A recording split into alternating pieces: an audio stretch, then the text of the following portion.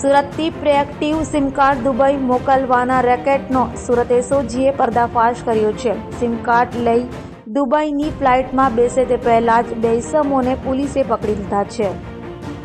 એસઓજીની ટીમને બાતમી મળી હતી કે ભારતમાં ગેરકાયદેસર રીતે પ્રીએક્ટિવ સિમ કાર્ડ મેળવી દુબઈ ખાતે મોકલવાની પ્રવૃત્તિ એક ટોળકી દ્વારા કરાઈ રહી છે, જેથી ટોળકીનો એક સભ્ય અન્ય સભ્યને મોટી સંખ્યામાં એક્ટિવ સિમ કાર્ડ આપી તેને દુબઈ ખાતે મોકલવાની ફિરાકમાં છે। બંને સુરત રેલવે સ્ટેશન ખાતે સિમ કાર્ડની ડિલિવરી કરવાની હોવાથી ભેગા થયા હતા।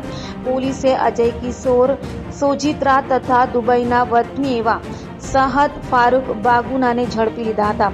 તેમની પાસેથી એરટેલ કંપનીના કુલ 192 એક્ટિવ કાર્ડ મળ્યા હતા।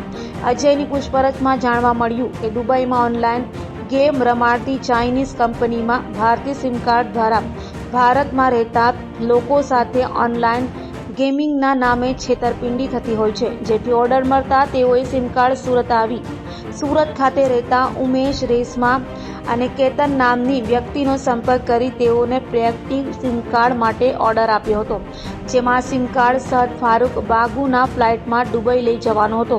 જોકે તે અગાઉ જ પોલીસે ઝડપી પાડ્યો હતો। હાલ એસઓજીએ આ મામલે વધુ તપાસ હાથ ધરી છે।